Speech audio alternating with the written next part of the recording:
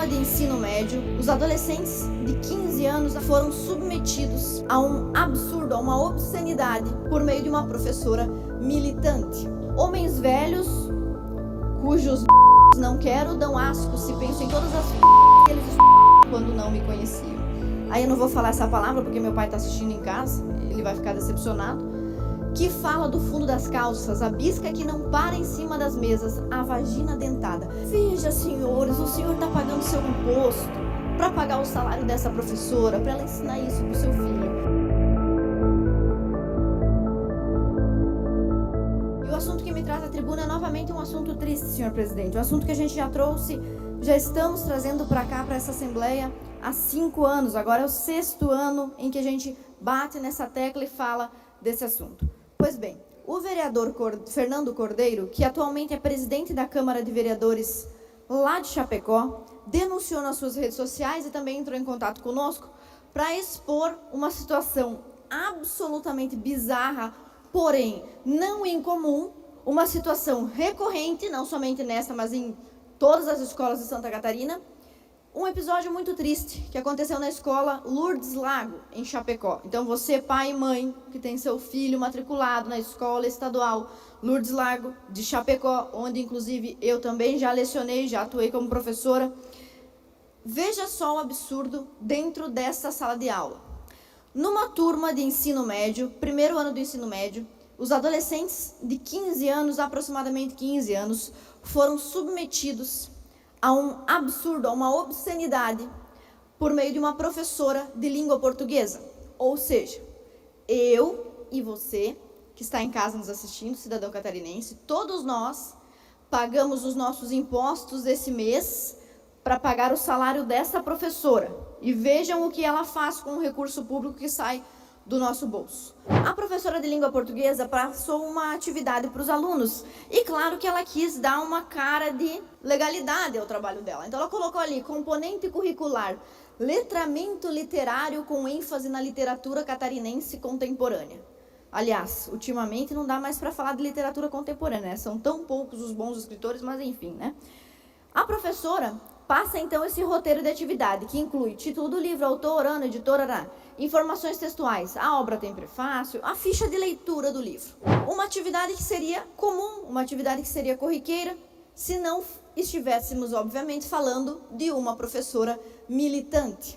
E militante de que lado? Uma militante esquerdista, porque a essência do pensamento esquerdista, a essência do pensamento revolucionário é que todo profissional, todo trabalhador, principalmente o servidor público, não é só um executador de uma função para a qual foi contratado. Na cabeça do militante esquerdista, todo professor, o carteiro, o médico do SUS, o advogado da Defensoria Pública, o promotor, todo mundo que é de esquerda não deve viver a sua vida de uma forma leve, não. Deve viver a sua vida de uma forma militante. E tudo que esse profissional fizer, onde quer que ele esteja, deve ser tendo em mente que ele é um agente de transformação social. A palavra é bonita, mas agente de transformação social para derrubar a estrutura que nós temos agora e estabelecer uma nova dinâmica de pensamento, uma nova forma das relações interpessoais, uma nova forma de governo, uma nova mentalidade, uma mentalidade esquerdista. Então essa atividade que parece inofensiva, vejam qual foi o texto que a professora de língua portuguesa, isso explica também, senhores pais que estão assistindo em casa, por que o Brasil tem os piores índices em língua portuguesa, leitura e interpretação de texto do mundo. É por causa de professores assim. Coloca na tela, por favor, esse lindo poema, ironia, né, senhores? Esse lindo poema que a professora levou para os alunos de 15 anos. Homens velhos, cujos não quero, dão asco se penso em todas as que eles estupram quando não me conheciam. Aí eu não vou falar essa palavra porque meu pai está assistindo em casa, ele vai ficar decepcionado. Que fala do fundo das calças, a bisca que não para em cima das mesas, a vagina dentada. Veja, senhores, o senhor está pagando o seu imposto para pagar o salário dessa professora, para ela ensinar isso para o seu filho. Como é que você se sente? Você se sente bem com essa informação? Coloca mais um trecho desse lindo poema. Vão para casa ler Dan Brown, que acabou o espetáculo. Vão, otários, votar em Bolsonaro. Ah, tinha que ser uma pessoa que odeia o Bolsonaro. Não podia ser outra, inocente assim, solto pelo mundo. Não, tinha que ser um esquerdista anti-bolsonarista. Lamber botas, seus vão ser, não posso falar, os senhores me desculpem a baixaria, mas se os senhores que são adultos aqui, eu sou a mais jovem, se escandalizam com esses termos sendo ditos na tribuna, os senhores imaginem menores de idade, dentro de um espaço público, pago com seu imposto, profissional educador pago com dinheiro do seu imposto. E aí, continua, eu não vou ler mais, porque é uma vergonha. Então, o vereador Fernando Cordeiro fez essa denúncia lá em Chapecó, e eu quero dar o mérito da iniciativa de investigar e denunciar ao vereador, que é nosso parceiro, nosso amigo, lá na cidade de Chapecó, conseguiu se tornar presidente da Câmara de Vereadores, tem feito um trabalho excelente, também é um recordista na apresentação de projetos conservadores aprovados no nosso estado. Se trata de militante que não consegue separar um espaço de educação atendendo crianças para os seus pensamentos pessoais. Não tem condição de palavras, como vocês podem ver aí nas imagens, permanecerem dessa forma atendendo alunos dentro de sala de aula. Conversamos com a direção da escola, nem a direção, nem a escola compactuam com isso que está acontecendo lá. Realmente se trata dessa situação isolada, dessa pessoa em específico, que nós já mandamos o nome e todos os detalhes diretamente ao Ministério Público. A denúncia está aqui.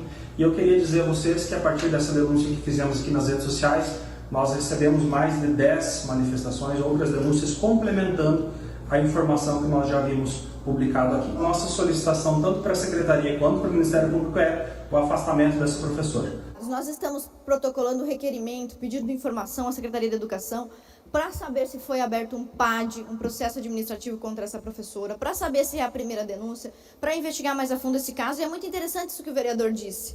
Um professor militante, doutrinador, ele nunca é réu primário. Ele sempre está incorrendo no mesmo delito toda a aula. É repetido toda semana, é sempre um motivo, seja política, filosofia, uma justificativa ele vai encontrar para militar em sala de aula. Olha as denúncias que outros alunos, ex-alunos, olha só, ano passado essa professora passou um texto, a primeira frase do texto era assim: uma das primeiras lembranças que eu tenho é do meu pai fazendo sexo com uma prostituta. Tarari, tarará. O próximo, poema que a professora passou para os alunos. Eu não sei se meu pai vai me deixar entrar em casa depois desse discurso, mas vamos lá. A mão da punheta é a mesma da poesia. Ambas levam ao gozo. Ótima oportunidade para aula de língua portuguesa, né? Sou aluna do Lourdes Lago e tenho aula da disciplina de português com a professora fulana, a mesma. Não é a primeira vez que ela fez isso. Uma vez ela mandou fazer um trabalho sobre tal coisa que tinha menções sexuais e políticas. Nós também lemos não sei o que lá, eu estou escondendo o nome porque é capaz de fazer propaganda ainda, e tivemos que fazer um trabalho sobre o mesmo. Próximo aluno, realmente ela é bem como o senhor falou, fui aluna dela por 2 anos, cada vez mais ficava enojada com as coisas que ela dizia. E um deles, inclusive, mandou um texto. Por que nós estamos falando disso mais uma vez, senhores?